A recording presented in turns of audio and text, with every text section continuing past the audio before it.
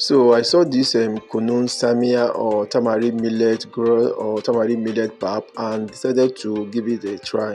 Like these days, I don't know, my face looks so rough and so tired. I don't know. So the first method I said to use, I had to pour the Kunun Tsamiya into a pot. Then I added some water to mix it. So after adding the water, I make sure that I combine it to make it into a lighter consistency.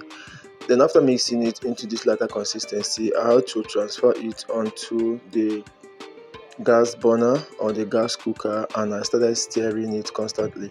But I noticed that at a point it thickened. I had to take it down, add extra water to loosen it. So if you are to use this particular method, you need to add extra water, enough water before starting trying to stir it on heat. Okay, so I stir it until it thickened this way, and what I noticed that it had a little bit of lumps in it. Now the second method, I had to let my friend prepare it this way. So he said this is the best way, and this is exactly the method they wrote on the back of the bike. He said to just try that first one and see if it works. So he has to mix it a little with some water, not too light, not too thick. Then start adding very hot water. You must make sure that the water is super hot, super boiled water.